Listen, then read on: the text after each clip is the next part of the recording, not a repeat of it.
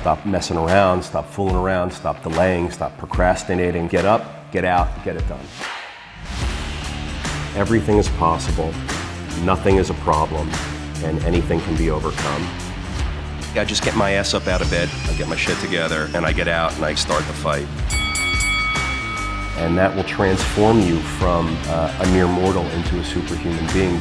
I've never, ever, ever met anybody who told me that they got rich watching their IRA or their 401k.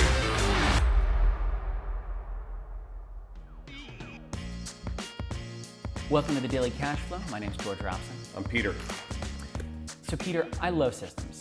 I'm a nerd for systems and operations. You are and a nerd, frameworks. George. That's true. I'm wearing glasses right now. Do you have any systems or frameworks that have helped you to think about investing specifically, and maybe frameworks that listeners might not have thought about or I might not have thought about? I've told people a lot in the past, live off of your recurring income and invest the bumps. So George, most people make the bulk of their money as W-2 income from the salary from their job that they have. And then what they do, they've designed this life that eats up all of that money that they just taken home after they paid the largest possible amount in taxes on that W-2 income. And then they even go further and go into credit card debt to fund lifestyle purchases and discretionary purchases and rack up credit card debt. I mean, none of it makes any sense. So a system that I tell people about is to live off the recurring and invest the bumps. So what are the bumps? The bumps are one-time, non-recurring financial events that occur in your life. Examples of bumps are inheritance, for those of us where inheritance occurs in our life. Tax refunds, that's a big one. We're going to talk more about that.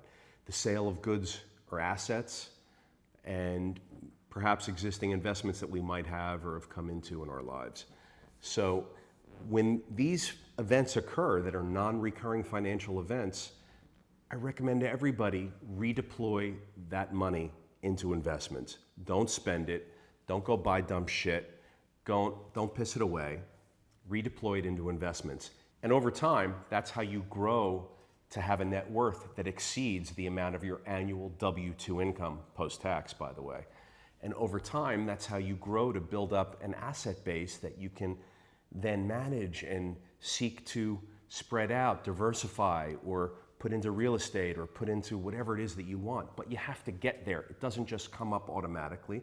It happens over time for most of us. You know, my early years, I didn't own a car.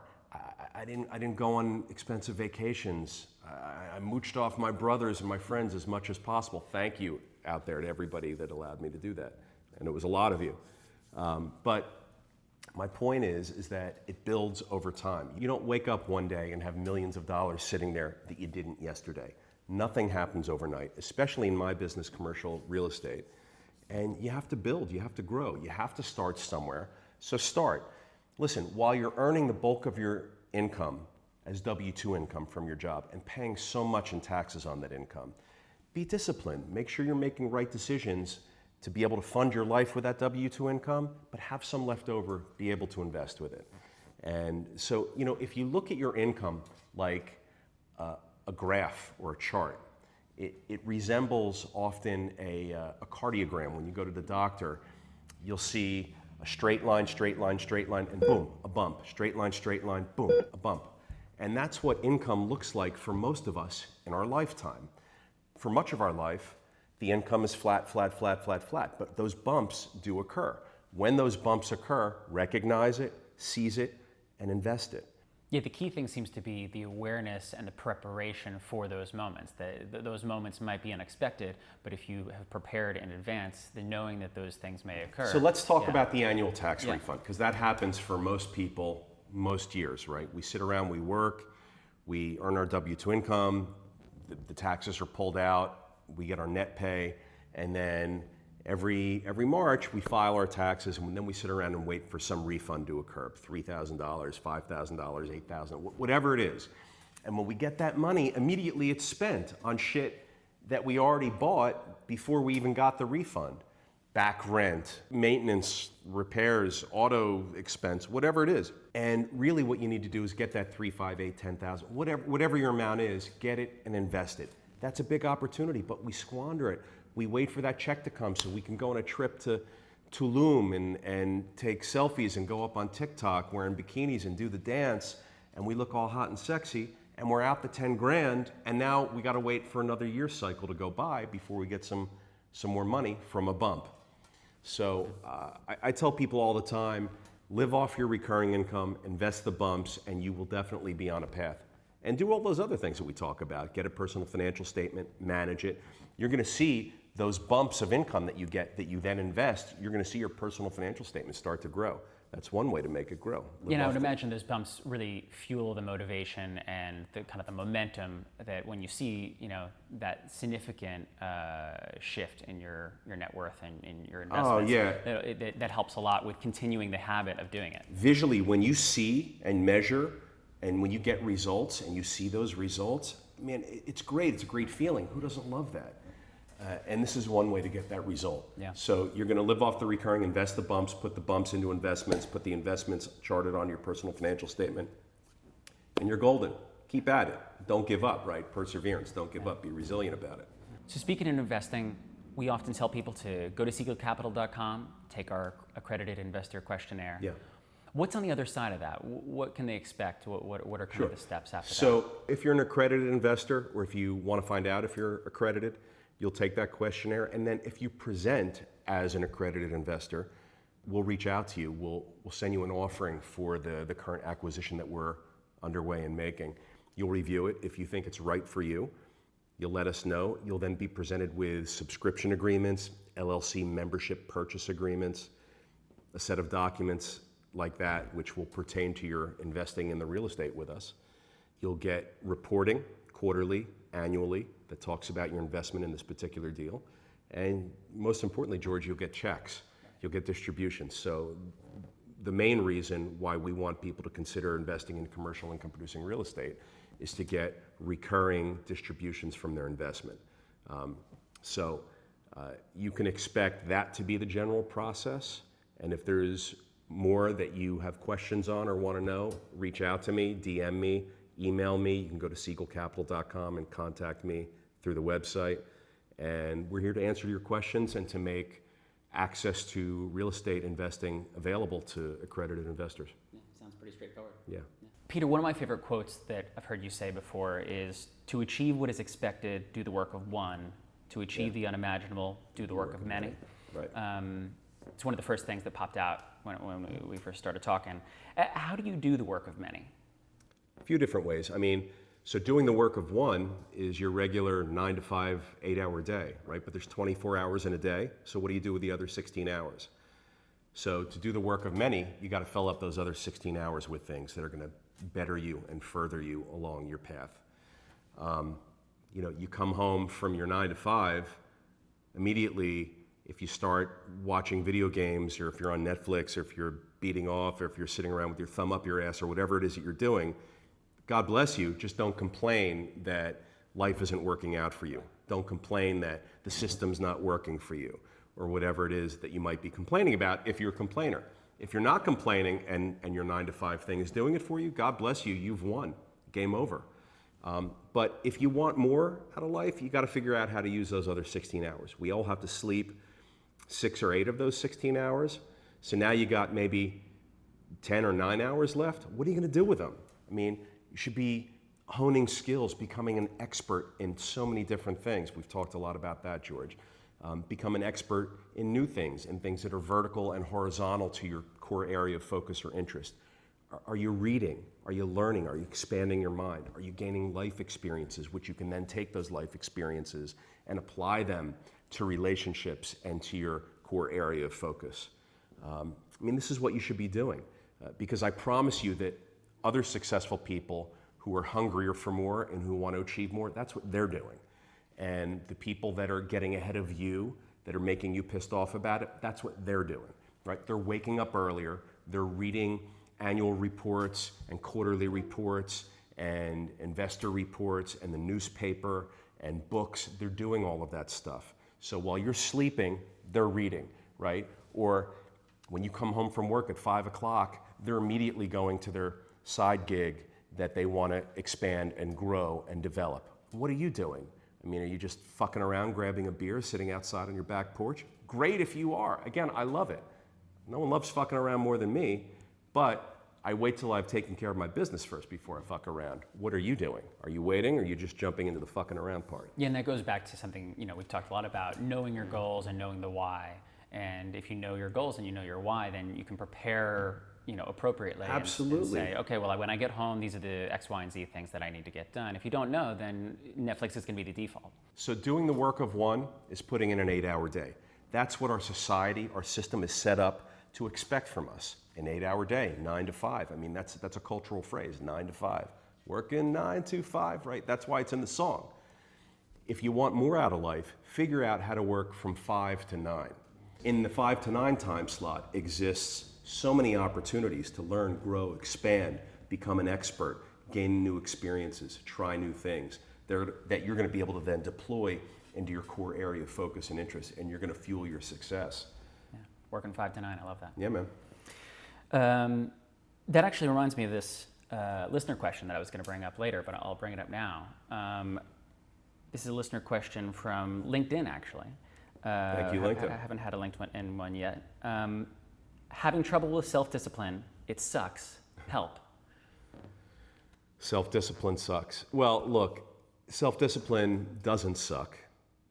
That's the first thing.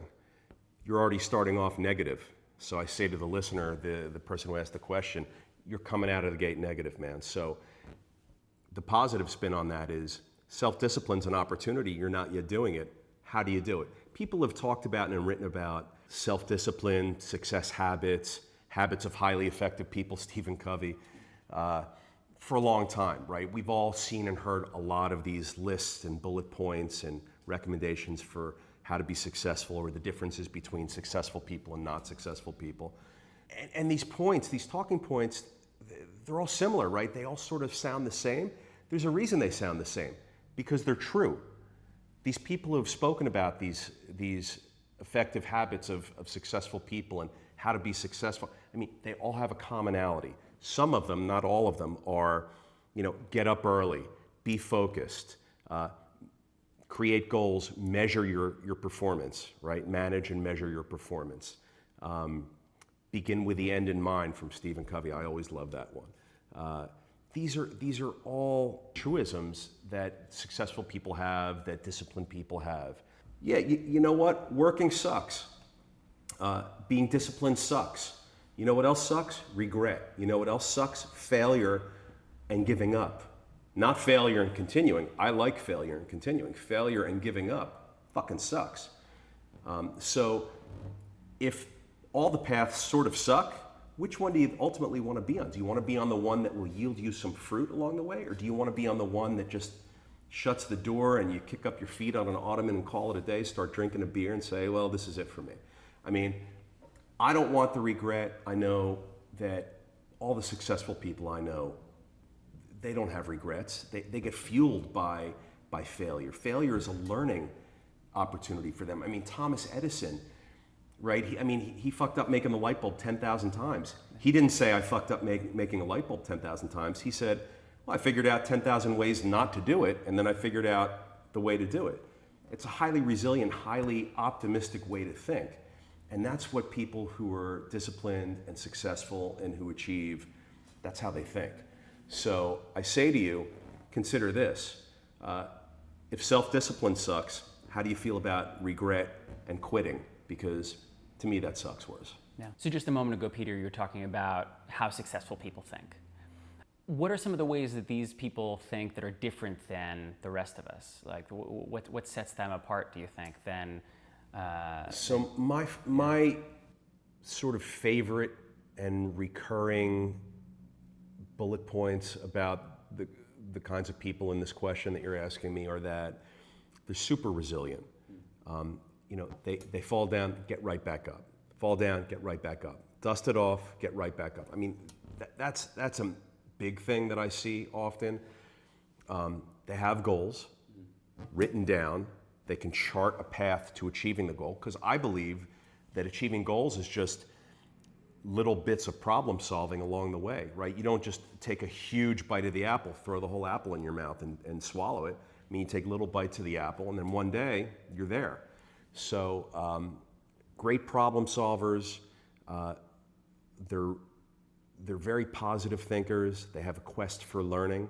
They never feel like they're being minimized or spoken down to. Rather, instead, they look at those moments as learning opportunities and learning moments. I'm fascinated with people who are very successful. And there's so many people who are more successful than me.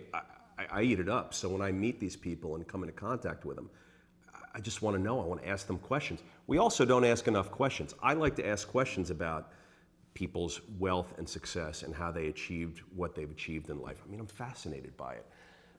Perseverance, resilience, not giving up. You have that belief inside that you can do it, that you know your idea is good. You know you're as good or better than your peer or your competitor. Well, if you know, then go out and do it. And I'm always fascinated to hear those stories. I love asking people older than me who have had a great amount of success in their life, how they got there. And I love listening to the stories. 99 out of 100 times they talk about resilience, perseverance, not giving up. I mean, these things that we always talk about here, that everyone hears in books and online and social media platforms. I mean, this is the stuff that's being talked about. It's all true. It all works. And it's all connected. So while no one person is right about all of it on how to be successful and what makes an accredited investor get to the point where they can be an accredited investor, it's a combination of so many different people and sources of information, but it's all connected and it's all super similar. And pay attention to it and listen to it, and I think you're going to hear the same things that everyone's saying over and over and over and over again. I like to talk about setting goals, managing your performance, measuring your performance to achieve the goals. I like to talk about thinking positively. And I'm a fighter, so I like to talk about perseverance, and I like to talk about resilience because I think that those are fighter qualities. You need some of that. Last question before Zest Quests. Okay.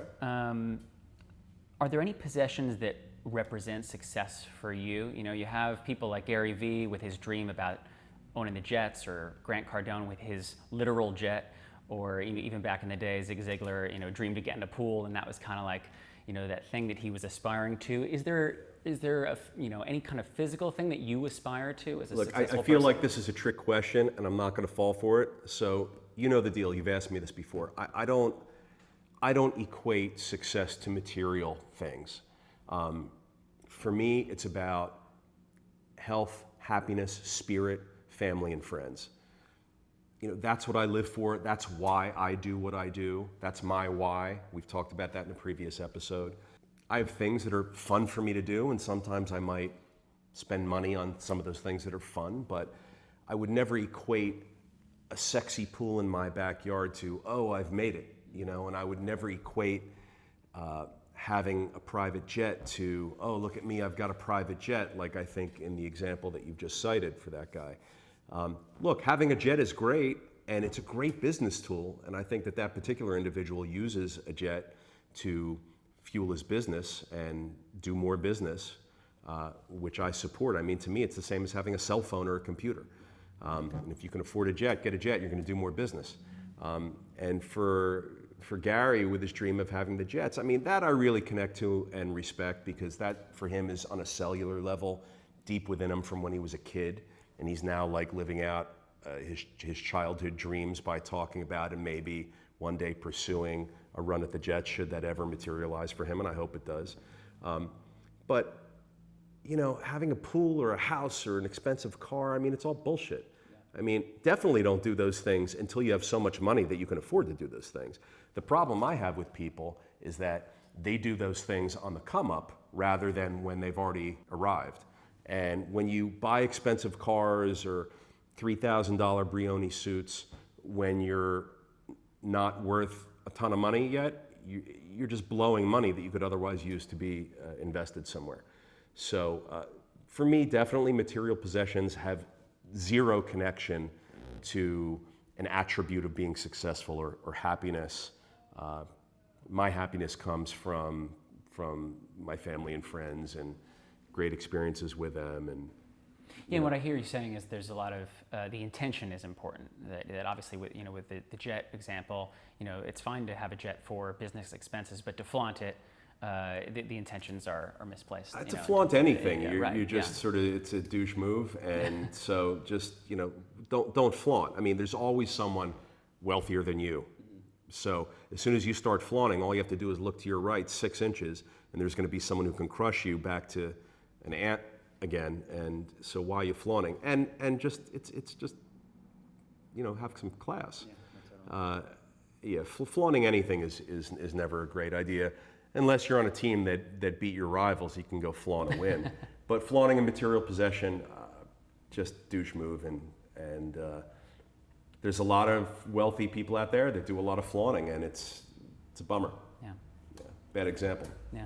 All right. So on to Zest Quests. Okay. Zest it out, George. Yeah. This might be a softball, but I'm actually still curious about the answer. Did you just say softball? A softball. Yeah. Are you throwing me softballs? Yeah. Well, I hope not. We'll find out. We'll find out what happens. Throw me that softball. If you had to give a TED Talk tomorrow, what would you do? What would you talk about? What would you give it on? I tell people this all the time, especially if you're from the left coast or the right coast or in a densely populated region, wherever you may live. Find a place that's far out in the middle of nowhere. For me, it was the Rocky Mountains out west in Colorado. For other people, it can be New Mexico, Montana, Wyoming. I mean, these places in the middle of our country here in the United States, they're these fantastic places, sprawling, distant, wide open, expansive views, incredible elevations, incredible sights and colors. I mean, the air tastes different, smells different, and feels different when you breathe it. So I tell people to go find a place, pick a place, doesn't matter where it is. Leave your home joint, go out there, spend a week, whatever you can do. It changes your mind, it'll blow your mind. I mean, it's mind expanding. And I tell people to do that all the time. And the benefits of that, I think, are many.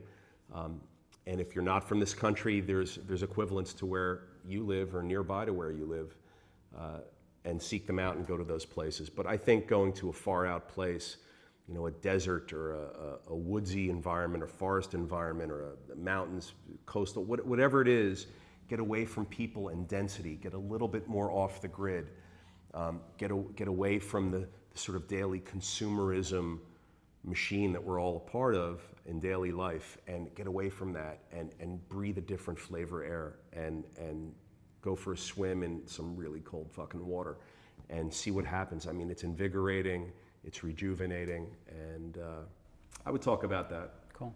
TED Talk 2020, Peter Siegel, flavored air. Thank you. I like it. Flavored air.